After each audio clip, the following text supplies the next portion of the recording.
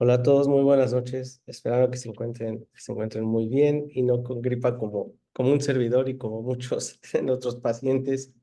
Bienvenidos a nuestra sesión académica del día miércoles, que ya se están volviendo de alguna manera tradición estar conectados los días miércoles por acá, siempre con temas evidentemente de salud, pero con la frescura y la innovación de la actualización que tenemos en estos tiempos, ¿no?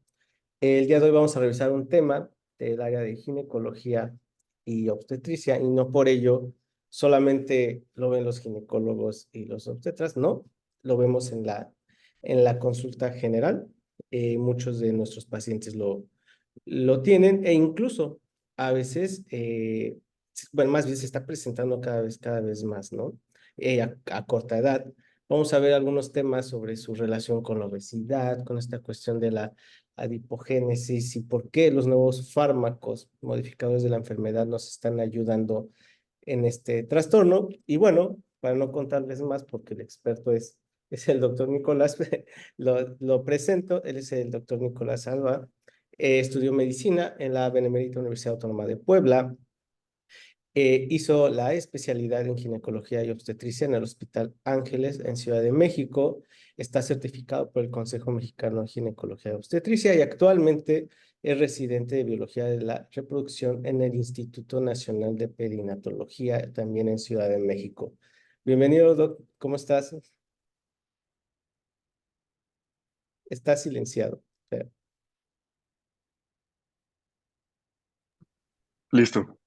Amigo, buenas noches. Como siempre es un gusto verlos y estar con ustedes. Como bien decía, son temas que difícilmente solo se limitan al ginecólogo porque hay muchos aspectos metabólicos que generalmente no dominamos del todo y es el momento en el que nos ayudamos de otras personas o médicos que tienen mayor experiencia en el tratamiento de justo de estos aspectos metabólicos.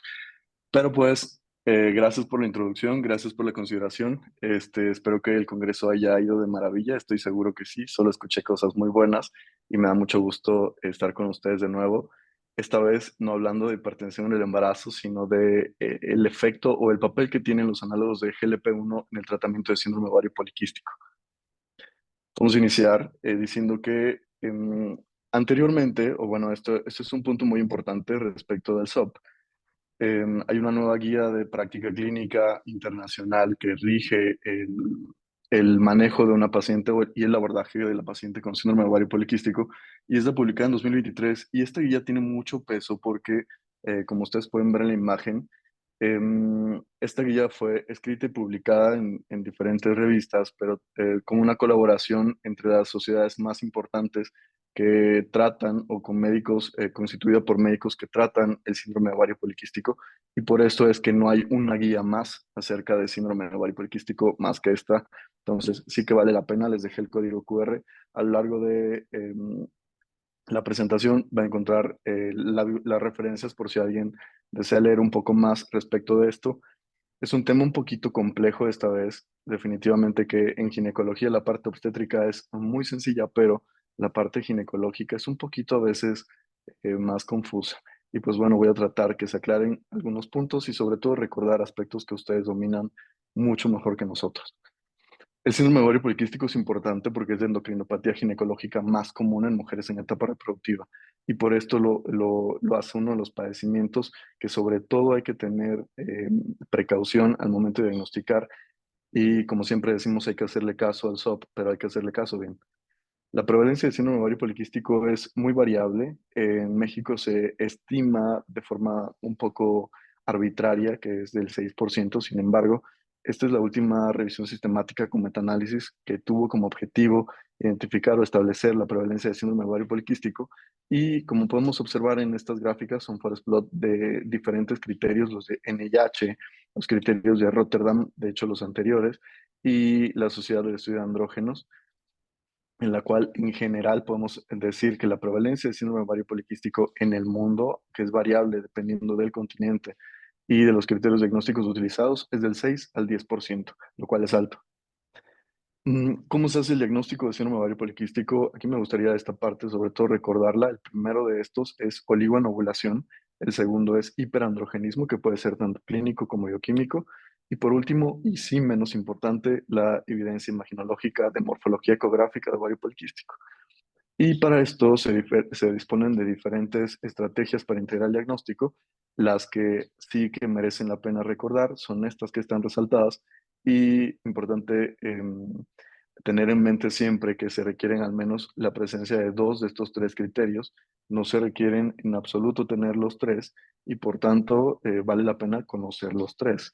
El primero de estos es hiperandrogenismo, el segundo ligonovulación y el tercero la morfología ecográfica, que este es uno de los cambios que ha tenido, no tan recientemente, pero sí podríamos decir que el diagnóstico ecográfico de SOP. Recuerdo que cuando estaba en la facultad, que tampoco tiene tanto tiempo, todavía se decía que eran 12 folículos de 2 a 9 milímetros y actualmente se establece como 20 folículos de 2 a 9 milímetros, un volumen ovárico de 10 centímetros cúbicos por ovario. Y esta es la forma de cómo hacer el diagnóstico. Sobre todo recordar que el SOP es un diagnóstico de exclusión, entonces sí que merece la pena identificar otras causas de hiperandrogenismo, de ligonovulación, antes de decir que la paciente tiene SOP. Y también que no todos los quistes en el ovario son síndrome de ovario poliquístico. Y a través de esta clasificación se estudian cuatro fenotipos de síndrome de ovario poliquístico clásicamente. El clásico completo que tiene los tres criterios de diagnóstico presentes. El clásico que tiene hiperandro y oligonovulación y hace falta la morfología ecográfica.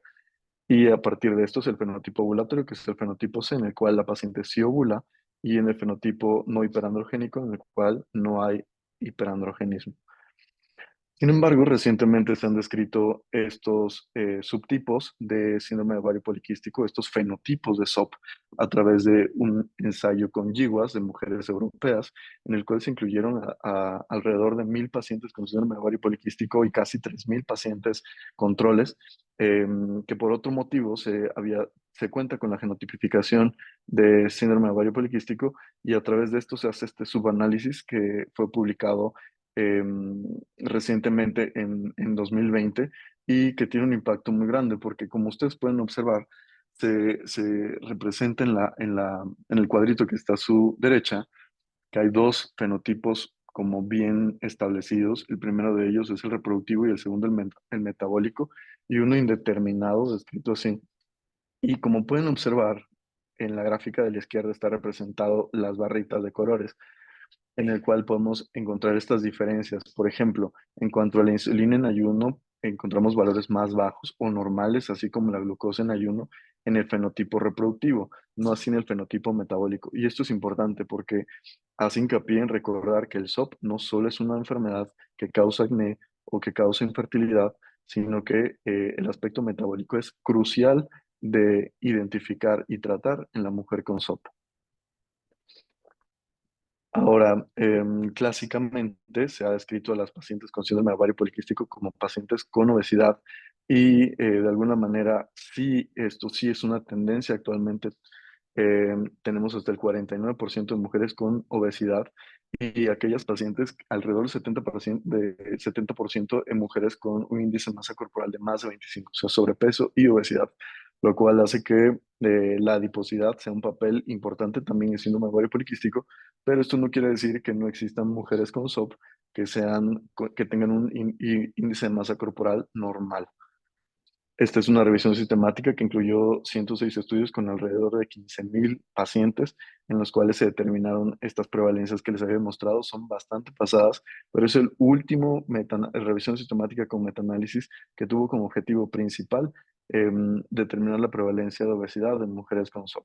Por eso sigue siendo estándar en esto. A partir de esto se ha descrito que el síndrome metabólico tiene una relación muy estrecha con síndrome de ovario poliquístico. Y aquí podemos observar en esta revisión sistemática con metaanálisis que incluye alrededor de 10.000 mujeres con SOP, que definitivamente sí, el riesgo está incrementado casi 3 veces más respecto de la población general.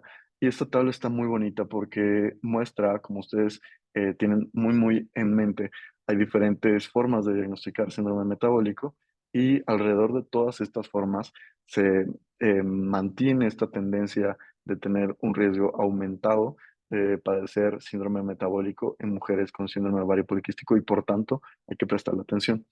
Además de esto, los muy descritos en diferentes enfermedades, pero a veces poco recordados en la paciente con SOP, es este riesgo incrementado de presentar enfermedades cardiometabólicas, sobre todo hipertensión arterial sistémica y diabetes mellitus tipo 2.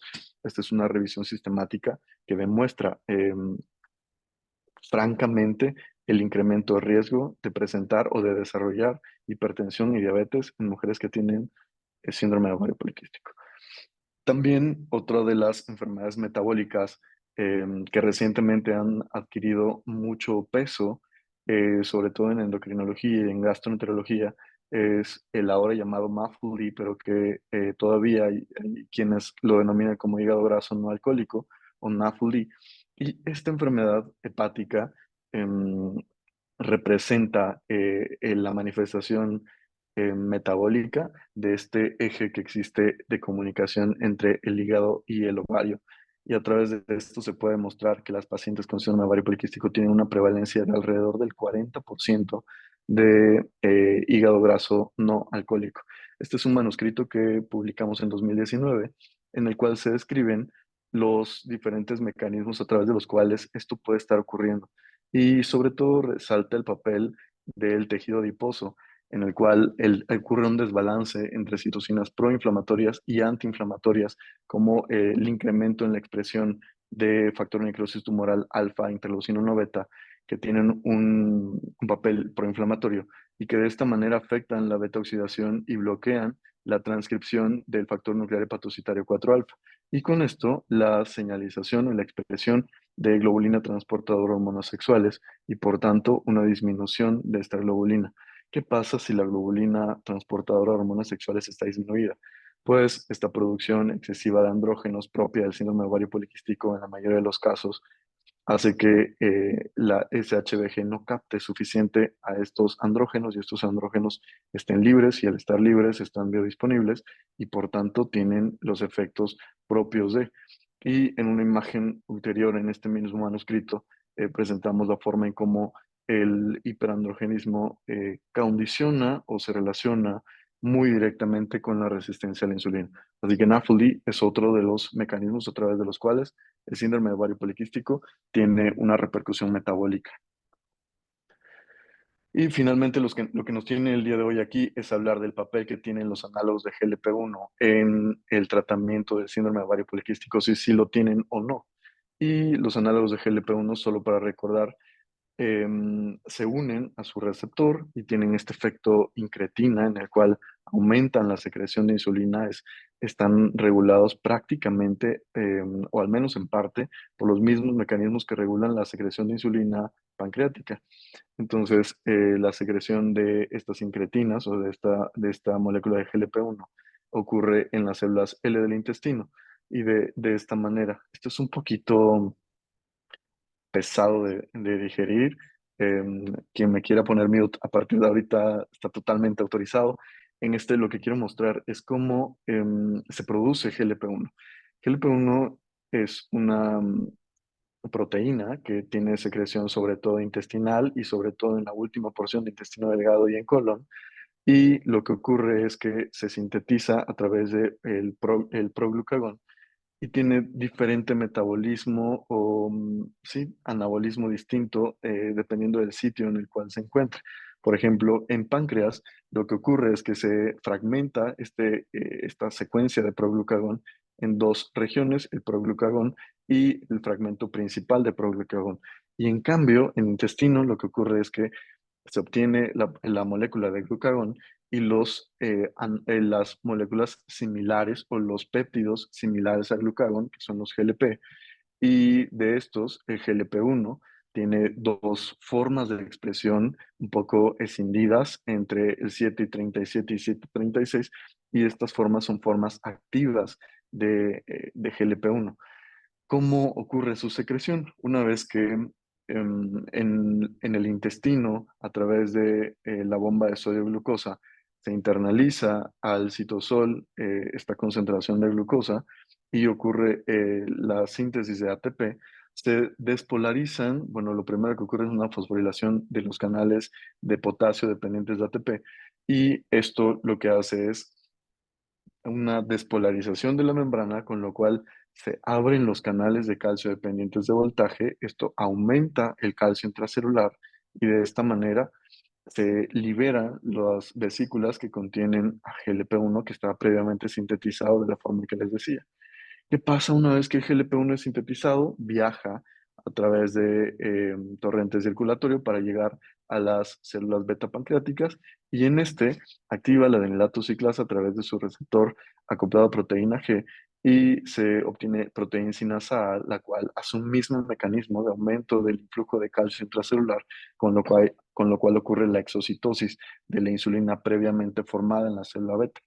Este es un punto importante porque nos ayuda a tratar en general las moléculas de GLP-1 a aquellos padecimientos que cursen sobre todo con resistencia a la insulina u obesidad. Por tanto, si bien tienen un papel o fueron desarrollados para el tratamiento de diabetes, a partir de esto sabríamos fácilmente que no tienen un papel en diabetes mellitus tipo 1, porque el principal objetivo, al menos en este aspecto, es aumentar la secreción de insulina que ya estaba previamente formada y que se necesita que esté funcional. Em, pero no solo tiene efectos en páncreas, sino que se han descrito diferentes efectos. Uno de los más importantes son los efectos cardiovasculares que tienen los análogos de GLP-1. Pero bueno, con este objetivo de hablar hoy sobre SOP, hacemos mucho hincapié en la liberación de insulina dependiente de glucosa en los islotes pancreáticos. ¿Y qué herramientas disponemos de agonistas de GLP-1? Exenatide, que fue el primer fármaco de este grupo, y a partir de ahora se cuentan con más de ellos, incluso presentaciones en vía oral, como semaglutide, y de aplicación semanal, como dulaglutide y semaglutide. Podemos clasificar a partir de esto a los medicamentos agonistas de GLP-1 como aquellos de acción corta y los de acción prolongada, entre los cuales se encuentran sobre todo semaglutide y liraglutide, que tienen un mayor efecto en cuanto a la disminución del índice de masa corporal. Y este es un punto clave en el tratamiento o en el posible papel que tengan los agonistas de GLP-1 en el tratamiento con SOP, la reducción de peso corporal. Aquí en esta tabla pueden encontrar ustedes la frecuencia de administración. Se describen dosis en general. Sin embargo, por ejemplo, para liraglutide, que el objetivo es llegar al menos a 1.2 o 1.8, conviene recordar que en general se mantiene este aspecto. Voy a hacerlo con liraglutide el ejemplo. Iniciaríamos liraglutide de aplicación diaria vía subcutánea a 0.6 todos los días por una semana y después de una semana duplicaríamos la dosis a 1.2, estaríamos una semana también con 1.2 y posteriormente, si se considera necesario, se llevaría a 1.8 hasta la tercera semana en caso de que se considere. ¿Por qué? Por los efectos adversos, sobre todo gastrointestinales, y los riesgos asociados al uso de GLP-1. Entonces, el primer statement que hay que tener en cuenta hoy es que los agonistas de GLP-1, como liraglutide, exenatide y semaglutide, han surgido como nuevas perspectivas terapéuticas en síndrome de ovario poliquístico. Pero vamos a ver por qué. El primer punto es tener en cuenta que lo que les presentaba al inicio, que era la guía de práctica clínica de SOP, en la actualidad ya hace mayor hincapié, y esto es una tendencia que se ha tenido en los últimos 20 años, a resaltar la importancia que tienen las modificaciones en el estilo de vida al momento de tratar síndrome de ovario poliquístico, así como en muchas enfermedades complejas y que tienen un trasfondo metabólico. Los cambios en el estilo de vida son claves en el manejo de una paciente y no es de excepción en síndrome de ovario poliquístico. Me gustaría resaltar, para no hacer tan sobrecargada esta diapositiva, esta parte que la actividad física de moderada intensidad necesaria para prevenir la ganancia de peso en pacientes con un IMC menor de 25 es de 150 a 300 minutos por semana. Y en cambio, si lo que se busca es pérdida de peso en aquellos pacientes con un IMC mayor de 25, son de al menos 250 minutos por semana. Y a través de estas estrategias, obviamente, el papel importante que tiene el nutriólogo en el manejo de una paciente con síndrome de ovario poliquístico. Y todas estas estrategias tienen como objetivo la pérdida de peso o la prevención de ganancia de peso. ¿Por qué? Por los efectos ya demostrados y que previamente habíamos observado del incremento de peso o de la adiposidad que tiene en síndrome de ovario poliquístico. Y respecto de los análogos de GLP-1, justo como una estrategia farmacológica antiobesidad, se enlistan estas opciones, entre ellas liraglutide, semaglutide y orlistat, que no es parte de los agonistas de GLP-1. Pero bueno, ya están incluidos dentro de la guía de práctica clínica como estrategias anti-obesidad en el manejo de la paciente con síndrome de ovario poliquístico. Estas dos, liraglutide y semaglutide. Y vamos a ver cómo es que se llegó a esta conclusión. Lo primero que se tiene es esta revisión sistemática con metaanálisis que incluyó 11 ensayos clínicos que incluyeron, para la redundancia, mujeres con SOP y un índice de masa corporal mayor de 25 o con resistencia a la insulina. Este manuscrito fue publicado en 2023 y no muestra diferencias entre exenatide versus metformina.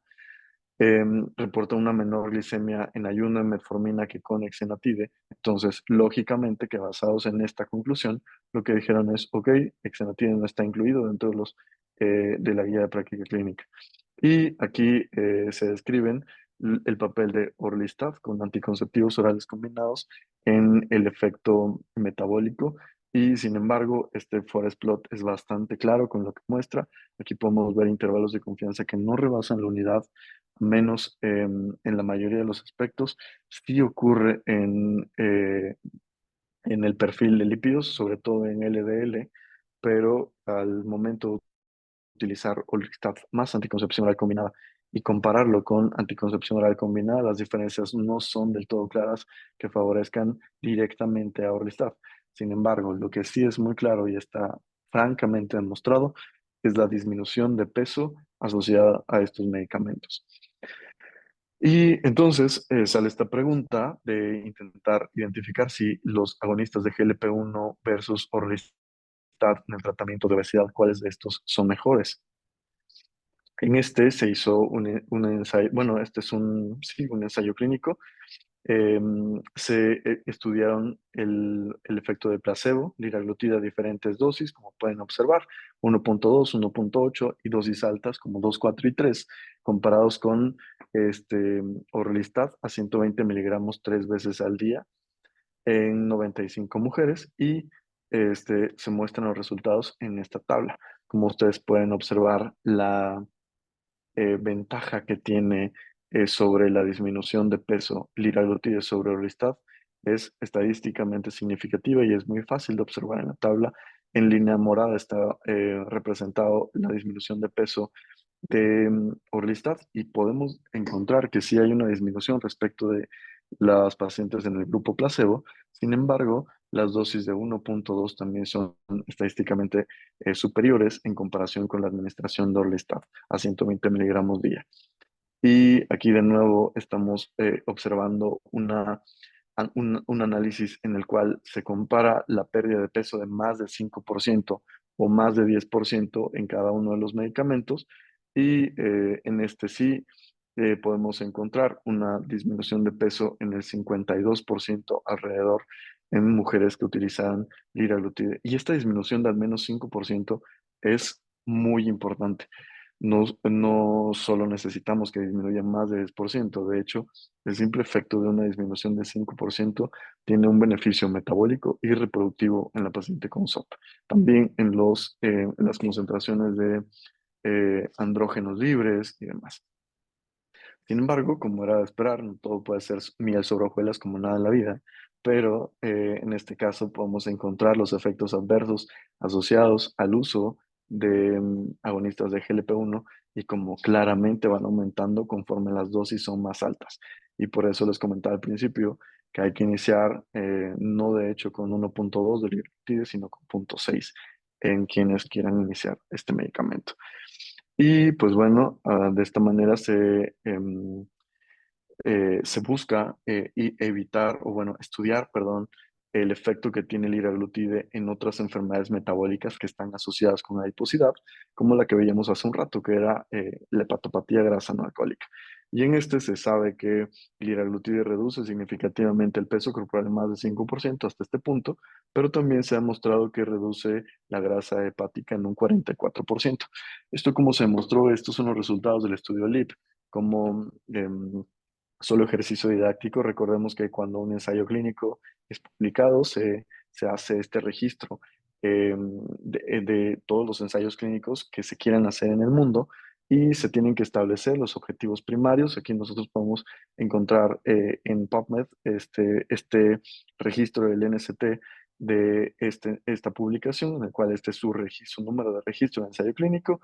Le damos clic y nos dirige a este apartado y podemos observar que si bien, como está descrito de hecho en el manuscrito y en el manuscrito original, el estudio LIP no tuvo como objetivo evaluar el efecto hepático del liraglutide, pero sí de marcadores vasculares de trombosis, pero sí está descrito, enlistado como el sexto objetivo secundario de este estudio, la disminución de grasa hepática. Y esto es importante porque si no es un objetivo que esté planteado desde el principio, hay que tomar con precaución los resultados de ese ensayo clínico.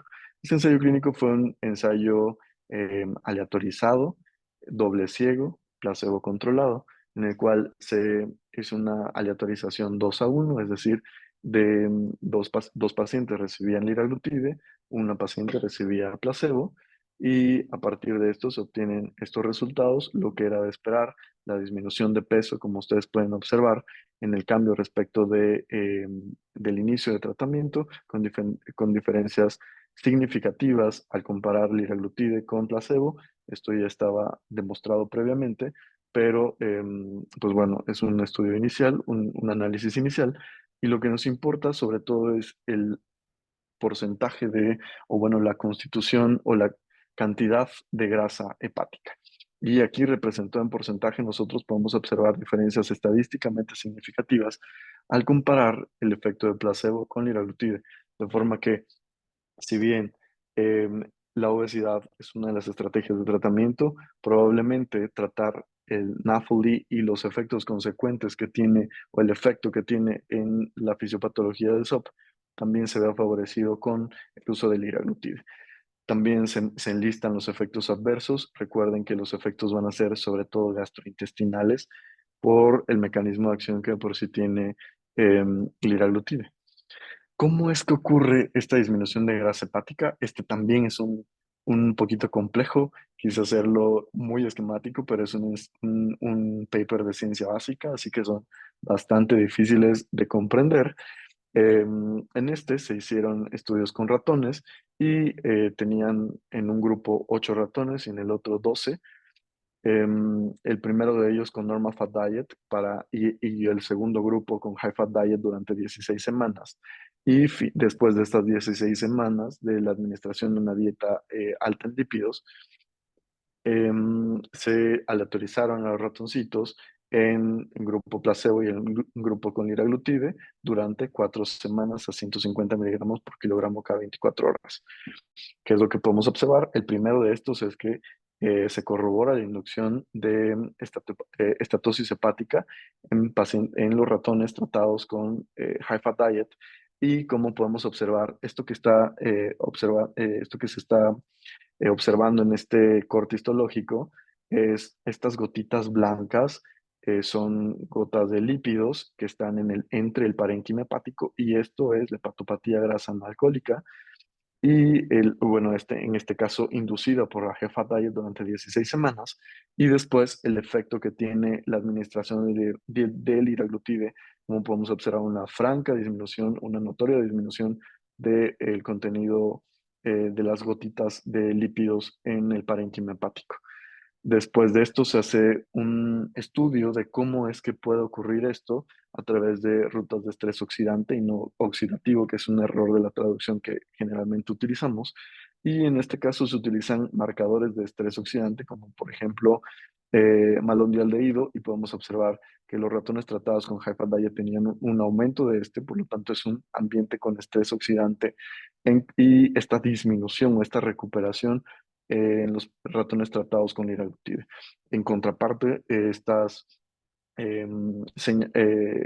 sí como indicadores de el perfil antioxidante como SOT2 y catalasa, que vean cómo hay una disminución de los mecanismos antioxidantes en la high fat diet y cómo se recupera en los ratones tratados con liraglutide.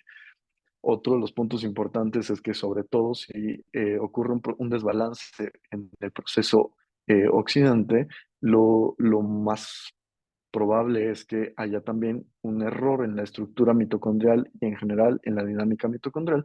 Y aquí también se puede observar esta afección tanto en los mecanismos de recuperación o de salvamento mitocondrial, como es la fisión y fusión mitocondrial, y después la autofagia.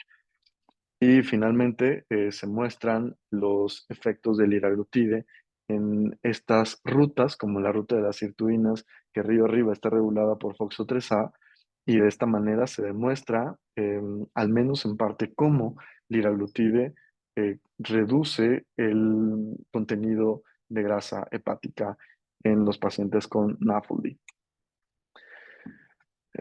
¿Qué pasa? Otra cosa muy importante es que las pacientes con SOP generalmente acuden a consulta, bueno, no la mayoría, pero muchas de ellas acuden por infertilidad y entonces evaluar la infertilidad y el efecto que tienen los agonistas de GLP-1 en SOP es importante también y a través de esto se ha dicho que el tratamiento previo a la concepción con dosis bajas de liraglutida, 1.2 miligramos al día, en combinación con metformina es superior que metformina sola para aumentar las tasas de embarazo mediante FIP. Esto se puede concluir a través de este ensayo clínico, es un ensayo piloto en el cual se incluyeron a pocas pacientes que finalmente llegaban a la necesidad de fertilización in vitro con el objetivo de buscar un embarazo. Y en el grupo combi están incluidas pacientes que recibieron liraglutide y metformina y en el otro grupo solo metformina. Aquí también se grafican el abandono de algunas pacientes que tuvieron un embarazo espontáneo después de las estrategias antiobesidad en 12 semanas y por lo tanto que ya no requerían un tratamiento de reproducción asistida. Y las pacientes que finalmente después de esto rechazaron el ciclo de FIP. ¿Qué podemos encontrar? Se puede observar en esta gráfica cómo hay una diferencia estadísticamente significativa en el grupo combi respecto al grupo solo metformina, al comparar la disminución del índice de masa corporal, algunos indicadores como la composición corporal, la testosterona libre no tenía diferencias estadísticamente significativas, pero sí la globulina transportadora de hormonas sexuales. Y en cuanto a reproducción, podemos observar que únicamente se muestra una diferencia entre la tasa de embarazo en el grupo combi, una mayor tasa de embarazo respecto del grupo solo metformina. Estos resultados hay que tomarlos con mucha precaución porque, como se pueden dar cuenta, ninguno de los otros resultados tuvo diferencias significativas. Y pues bien, este es un estudio piloto, valdría la pena desarrollar ensayos clínicos con un número de muestra mayor, que probablemente esto sí tiene una repercusión en la diferencia o no estadísticamente significativa. Y pues finalmente, de mi parte, recordar que el SOP es una enfermedad compleja que tiene un trasfondo metabólico muy importante. Si los agonistas de GLP-1 tienen o no un papel, depende mucho del índice de masa corporal.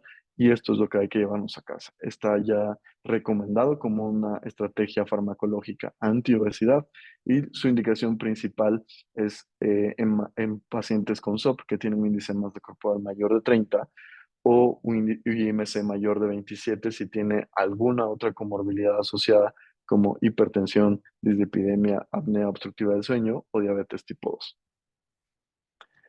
De mi parte eso es todo y no sé si alguien tenga alguna duda. Gracias, Nico, y felicidades por esta gran revisión y presentamos también tu trabajo de revisión que hiciste. En este momento está en el chat abierto por si alguien tiene alguna pregunta, la vamos leyendo. Entonces, los queremos leer, escuchar si alguien también quiere hablar, levantar la mano, le damos la palabra con todo gusto.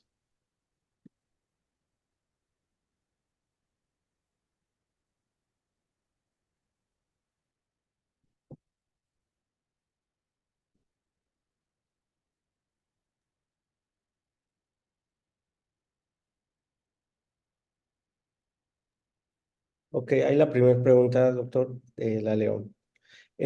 ¿Cuál de los GLP-1 es el más indicado para los pacientes con SOP? Ok. em, Esto depende mucho de la disponibilidad y de la practicidad. Decimos en general que son dos, liraglutide y semaglutide. La gran ventaja que tiene semaglutide es que la administración es semanal, lo cual hace que sea más práctico para la paciente, a diferencia de liraglutide, que es una administración diaria. Sin embargo, es como solo por practicidad a quien requiere la administración diaria para no olvidar que se lo tiene que administrar, porque en cuanto llegue una semana de pronto y se le borra el cassette. Y otra ventaja de semaglutide es la disponibilidad en vía oral, entonces probablemente dependa más de la practicidad y las preferencias de la paciente, pero en SOP, con el objetivo de tratar obesidad, em, el liraglutide y semaglutide serían las dos opciones. Ok, preguntan sobre cuál es la causa más común de síndrome ovario poliquístico en pacientes con normopeso. Esta es una pregunta muy, muy, muy buena. El problema del SOP es que intentar buscar una causa va a ser prácticamente perder tiempo porque es una enfermedad compleja, así como diabetes e hipertensión, donde la fisiopatología es bastante amplia. En SOP ocurre lo mismo. Sin embargo, los dos puntos importantes del SOP en la fisiopatología en mujeres con IMC normal son el hiperandrogenismo y la resistencia a la insulina. Recordar que no el hecho de que la paciente no tenga sobrepeso o obesidad no descarta la presencia de resistencia a la insulina. Así que las causas o la fisiopatología o los pilares de la fisiopatología son hiperandrogenismo y resistencia a la insulina. Y de hecho guardan un vínculo muy cercano entre estas dos. Tanto lo que ocurre es que, por ejemplo, la resistencia a la insulina aumenta la sensibilidad del receptor de LH que está localizado en las células de la teca interna y por tanto la producción de andrógenos es mayor. Entonces es un círculo vicioso entre la resistencia y el hiperandro. Ok, preguntan sobre qué tan eficiente es el suplemento de inositol en este tipo de pacientes con SOP. Ese es un tema totalmente interesante, está padrísimo, ojalá Uriel lo considere después. Este es un tema que a todos nos encanta en la actualidad porque sobre todo, así como los análogos de GLP-1 que tuvieron un boom en TikTok, pasó con los inositoles y no solo fue entre pacientes, sino entre médicos también. El boom de los inositoles llegó recientemente y tiene muchos beneficios tanto metabólicos y reproductivos, así que la respuesta es a favor de los inositoles Ok, en general. además de 100 felicitaciones, amigo, hay una pregunta. Eh, entonces iniciaríamos liraglutide a dosis bajas y vamos viendo la tolerancia hasta llegar a 1.2. Pues depende mucho del escenario específico. Un aspecto importante, por ejemplo, que me gustaría resaltar es que los análogos de GLP-1, como les decía, fueron diseñados con el objetivo de tratar diabetes. Sin embargo, la reducción de la hemoglobina glicada solo con análogos de GLP-1 no es muy importante. De hecho, es bastante baja, es como de alrededor de 1 o 2%, incluso con dosis óptimas. Por tanto, el objetivo aquí que nos tiene que guiar es la necesidad de disminuir peso y definitivamente que coordinado con la tolerancia.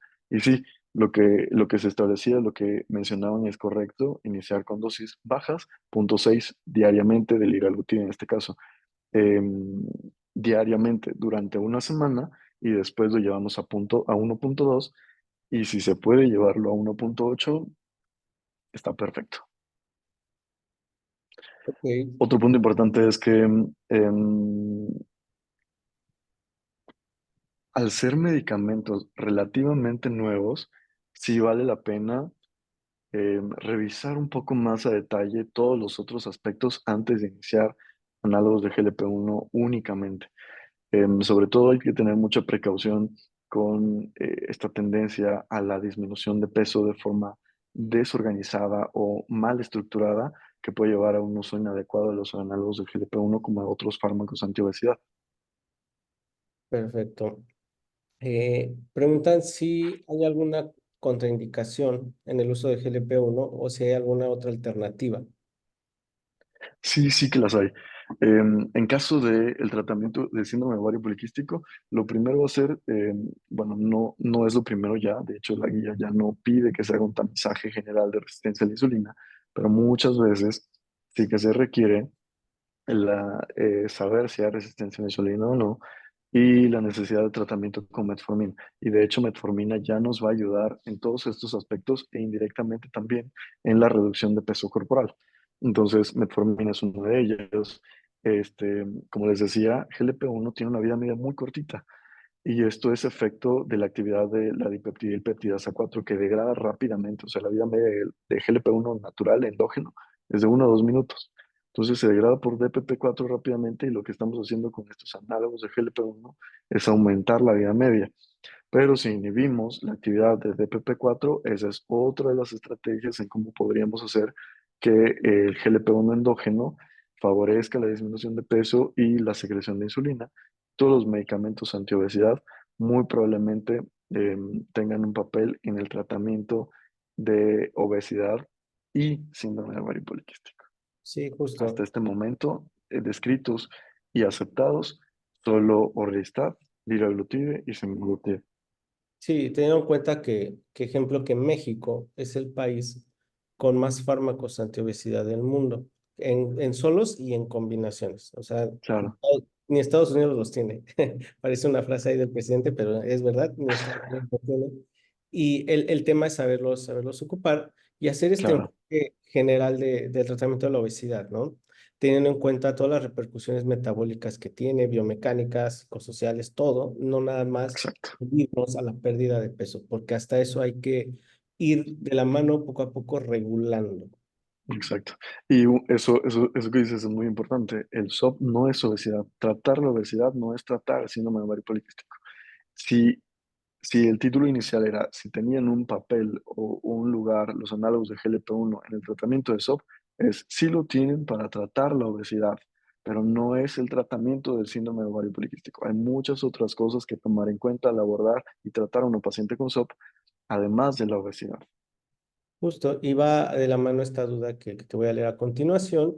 Eh, en cuanto al manejo farmacológico en primer contacto, además de la Ujú. dieta y el ejercicio, ¿qué fármacos serían el ideal o los ideales para el manejo del SOP en lo que se va a un segundo o tercer nivel?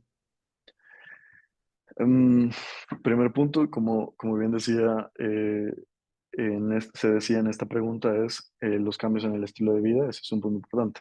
El siguiente es tener en cuenta si la paciente tiene deseo reproductivo o no lo tiene, porque ese es el primer punto, que es saber si ella está buscando un embarazo en este momento o si no lo está haciendo. Y después de esto yo podría decir que como en general la respuesta, em, sí me atrevería a decir que metformina es lo primero que podríamos hacer para ayudar a la paciente con SOP. Esto es importante porque generalmente le decimos a la paciente con SOP que tiene que bajar de peso y que tiene que modificar su alimentación. Y recuerden que no solo eh, es intención, o sea, es un trasfondo metabólico que está alterado y la resistencia a la insulina es algo que si bien va a mejorar con la pérdida de peso, romper esa resistencia inicialmente va a ser muy difícil. Entonces, exigir a la paciente que lo haga sola ella, así, o sea, que por su cuenta baje de peso sin que nosotros ayudemos relativamente en nada, es muy, un poquito irresponsable en esta parte. O sea, como dejarla sola en esta parte de baja de peso y nos vemos en un mes es muy irresponsable. Porque esto hay que recordar que las pacientes con SOP tienen también un mayor riesgo de presentar depresión y ansiedad. y esto está muy relacionado con el índice de masa corporal y la percepción externa de su físico. Entonces, dejar solo a la paciente en bajar de peso solo con modificaciones en el estilo de vida, creo que a veces sin acompañarla tan de cerca es muy, muy arriesgado y no es necesario. Hay formas de cómo ayudarla y en este punto yo creo que metformina sería mi respuesta. Ok, acerca de si bueno, las pacientes adolescentes pueden tomar GLP-1. Ok, el primer punto es que el síndrome ovario poliquístico, el diagnóstico en la adolescencia es muy complejo. No hay que atrevernos a diagnosticarlo así como, oh, es que vi unos quistes en su ovario y tiene irregularidades menstruales, entonces tiene SOP. Ese es el primer punto. No hay que hacer un diagnóstico de SOP la mayoría de las veces en una mujer adolescente. Y luego de esto, probablemente sí tengan un papel los análogos de GLP-1 en adolescentes, en pacientes después de 12 años, tienen un perfil de seguridad demostrado, entonces la respuesta podría ser sí. Perfecto. Preguntan sobre el uso de GLP-1 en pacientes que están con tratamiento, bueno, con píldoras anticonceptivas, por ejemplo. ¿Los que, perdón? El uso de los GLP-1 en pacientes que están con anticonceptivos orales. El uso de GLP-1 en pacientes que están con anticonceptivos orales. Sí, totalmente bien. Em, Muchas veces hay que tener de cuidado en los anticonceptivos orales que se utilicen, porque hay algunas progestinas que tienen un efecto de retención de líquido. Entonces, esto va a crear la percepción de que no hay un aumento de una pérdida de peso, sino una ganancia ponderal. Entonces, hay que elegir muy bien la progestina. Pero bueno, ese no era el punto. El punto era si sí utilizar GLP-1 y anticoncepción oral combinada. Sí, si hay obesidad, y si coexiste y si es necesario, sí. Ok, perfecto. Hablan sobre cuánto tiempo se puede dejar el análogo del GLP-1. Esto es un aspecto importante, el efecto benéfico que tienen, sobre todo a la larga, tanto en prevención de diabetes o en la progresión de prediabetes de diabetes, los análogos de GLP-1, no tienen esta ventana que dan como de a largo plazo. O sea, el efecto se va a perder prácticamente al momento de suspender el medicamento y cuando ocurre la ganancia de peso. O sea, si la ganancia ponderal no ocurre, pues los efectos van a ser resultados de la pérdida de peso, pero directamente los GLP-1 se va a terminar el efecto metabólico en el tratamiento de la obesidad. Sí, justo. También hay algunas dudas sobre el tratamiento de la obesidad y si hay rebote en este tipo de pacientes usando análogos del GLP-1. No hay un efecto rebote si está bien acompañado, pero sí que el efecto antiobesidad se va a ir en cuanto se suspenda el medicamento. O sea, no inmediatamente, pero sí. Así es. Y bueno, teniendo en cuenta que si no modificamos el estilo de vida, la ingesta calórica, si no mandamos a nuestros pacientes con los profesionales de nutrición, pues seguramente el tratamiento no sea bueno, Claro, no esté completo. Entonces debemos de apoyarnos con nutrición clínica para que llevemos un plan de la mano en los requerimientos del paciente y que esto sea es crucial. multidisciplinar. Así es. Ujú, Y exacto. también Es teniendo en crucial. O sea, no se puede iniciar un agonista de GLP-1 sin un régimen alimenticio. Así es. También, colegas, teniendo en cuenta que si ponemos como paso número uno el tratamiento de la obesidad, pues tenemos criterios del tratamiento conforme al índice de masa corporal. Podemos dividir los tratamientos y acuérdense, tenemos tratamiento farmacológico, no farmacológico. Farmacológicos tenemos los anorexigénicos, tenemos los inhibidores de la absorción, por ejemplo. Eh, Tenemos dispositivos electrónicos, no electrónicos, o sea, hay un montón hasta llegar a la cirugía bariátrica, ¿no? Entonces, pero eso nos lo dicta muchas veces el índice de masa corporal. Entonces, valdría la pena tener una clase del tratamiento de farmacológico Obesidad. con la obesidad conforme al IMC, porque estamos llegando a una parte, aquí meto un poco mi cuchara que hacemos investigación en obesidad y metabólico. Imagínense, estamos llegando al punto donde ya no nos alcanza el IMC de obesidad mórbida, que en Estados Unidos se llama superobesidad, y ya está entrando un nuevo parámetro que se llama superobesidad, arriba del 50 de IMC. Entonces, imagínense, tenemos que, parece algo de película, es algo real que ya se está publicando. Y bueno, el enfoque multidisciplinar para el tratamiento de la obesidad, pues bueno, ya está aquí. De hecho, hay una presentación editorial que se hizo en diciembre del año pasado. Esperemos que ya este mes esté disponible para que todos lo lean. Se presentó en el Congreso Nacional de Medicina Interna y justo se llama el manejo multidisciplinar de obesidad. Valdría la pena que lo revisemos. De hecho, si quieren, les traemos al ponente al editor que lo hizo y pues también valdría la pena. ¿no? Amigo, vi un mensaje de alguien que pone que tiene síndrome ovario poliquístico. Manda un mensaje, Shay, y aquí está en la cuenta de Instagram y lo hablamos, sin ningún problema, en una conversación aparte. Perfecto. Una última pregunta que veo que se repite algo, que es, ¿hay alguna contraindicación en el uso de análogos GLP-1 y pacientes que tienen tiroides de Hashimoto, por ejemplo? ¿No? Ujú. Ok, perfecto. Listo, pues ya al parecer las preguntas ya se están repitiendo. Pues felicidades, amigo. Gracias por esta A ti, muchas más gracias. en la explicación y por siempre estar pendiente de Med Scientific y apoyarnos. Y bueno, ya te conviertes en nuestro maestro de ginecología. Muchas gracias, amigo. Los demás no se vayan todavía. Muchas gracias a todos, que tengan bonita noche.